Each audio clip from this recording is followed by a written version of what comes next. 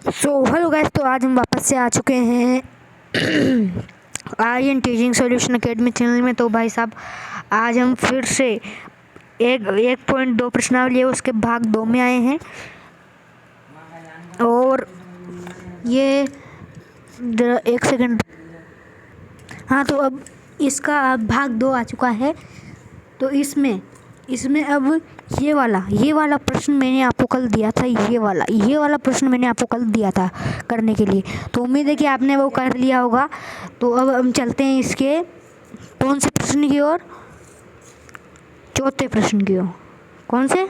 चौथे प्रश्न की ओर। ओके, तो जरा जूम कर लेते हैं। ओके तो अब इसमें ये चौथा प्रश्न, 80F 306 और 657 बराबर 9 है। इन दोनों का एलसीएम क्या है? इन दोनों का एलसीएम क्या है? इन दोनों का 9। 80F क्या है? 80F 9। ठीक है, एलसीएम 306 और 657 याद कीजिए। अगर हमें ये दिया हुआ है तो हमें एलसीएम 306 और 57 याद करना है। हाँ ठीक है, कर लेंगे। तो अब इसमें सबसे पहले हम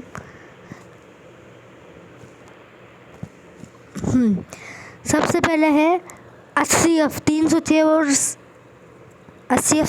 और 657। 80F 306 और 657 हम जानते हैं एलसीएम गुणा 80F बराबर दो संख्याओं का गुणनफल। इसलिए एलसीएम गुणा 80F बराबर हमेशा क्या होता है? एलसीएम और 80F बराबर हमेशा होता है दो संख्याओं का गुणनफल। क्या होता है? दो संख्याओं का गुणनफल। ठीक है, तो अब एलसीएम हमें क्या ज्ञात करना है? एलसीएम ज्ञात करना है हमको। तो दो संख्याओं का गुणनफल यानी एलसीएम गुणा 80F।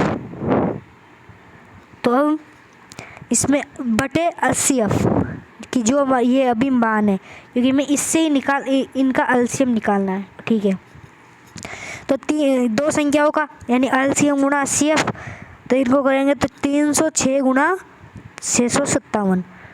अब बटे 9 कैसे आया? पहले दिया हुआ है, हमें क्या है? दिया हुआ है, दिया गया। ठीक है, तो अब जैसे ही हम इसको करेंगे, ये 306 गुणा 657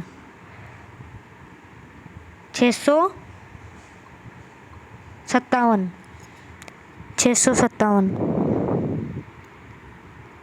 अब ये है बटे क्या है? 9।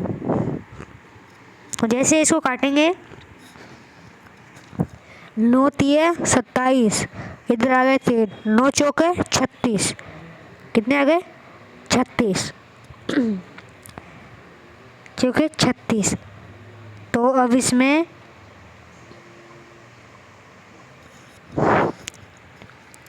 34 गुणा 657।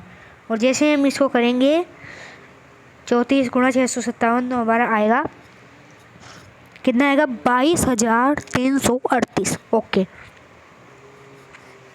तो इसी प्रकार एलसीएम 306 और 657 बराबर एलसीएम कितना होगा? जल्दी बताइए। 22,338 कितना होगा? 22,338।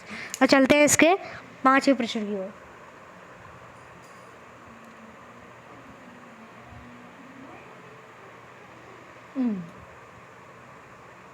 ठीक है, अब है इसका 5वां प्रश्न। 5वां प्रश्न है, तो इसका 5वां प्रश्न है, जांच कीजिए कि क्या किसी प्राकृत संख्या n के लिए संख्या 6 अंक 0 पर समाप्त हो सकती है। तो हमें क्या करनी है? इसकी जांच। तो यदि कोई संख्या अंक कितना 0 पर समाप्त होती है तो वो 10 से विभाजित होती है, या दूसरे शब्दों में यह कि 2 और 5 से विभाजित होगी। क्योंकि 2 और 5 का भाजकता का नियम आपने पढ़ा होगा, इसलिए। अब है इसमें, क्योंकि 10 बराबर क्या होता है, 2 गुणा 5 कितना होता है, 2 गुणा 5। अब इसमें है कि 6 अंक, क्या 6 अंक का अभाज्य गुणनखंड, 6 अंक का, तो 6 अंक को तो हम ऊपर रखेंगे, उनका अंक 6 को हम लिख सकते हैं किसमें, 2 गुणा 3 या 3 गुणा 2, किसी के भी रूप में लिख सकते हैं।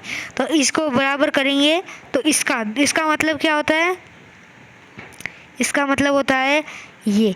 तो अब इसका ब्रैकेट हट जाएगा, क्या हो जाएगा, ब्रैकेट हट जाएगा। जैसे मैं यहाँ लिखता हूँ 2 गुणा 3 और ऊपर फिर अन और इधर भी अन, ये मान लो अन है, इधर मान लो नहीं है। तो जैसे ही ब्रैकेट हटेगा, क्या होगा, ब्रैकेट हटेगा तो ये हो जाएगा, क्या हो जाएगा, ये। तो 6 अंक के अभाज्य गुणनखंड में 5 नहीं है। तो ये जिस 2 गुणा 3 है, इसमें 5 कहीं दिख रहा है, नहीं दिख रहा, तो इसमें नहीं है। अब है इसलिए 6 अंक 5 से विभाजित नहीं होगा। 6 अंक किससे विभाजित नहीं होगा, 5 से। तो अब वह अंक गणित के आधारभूत प्रमेय की अद्वितीयता हमें यह निश्चित करती है कि 6 अंक के गुणनखंड में 2 और 3 के अतिरिक्त कोई अभाज्य गुणनखंड नहीं है। अतः किसी भी प्राकृत संख्या अंक के लिए संख्या 6 अंक 0 पर समाप्त नहीं हो सकती। किस पे समाप्त नहीं हो सकती, 0 पे। हाँ, तो आज का हमारा वीडियो जो अभी समाप्त करते हैं। और वीडियो को लाइक एंड चैनल को सब्सक्राइब करना बिल्कुल मत भूलना। जो आपको समझ में नहीं आए वो कमेंट में ज़रूर लिखो, और मुझे सपोर्ट की बहुत ज़रूरत है। तो आपको जो भी समझ में नहीं आए वो कमेंट पे लिखो, मैं उसकी दोबारा वीडियो ज़रूर बनाऊँगा। Okay, good bye.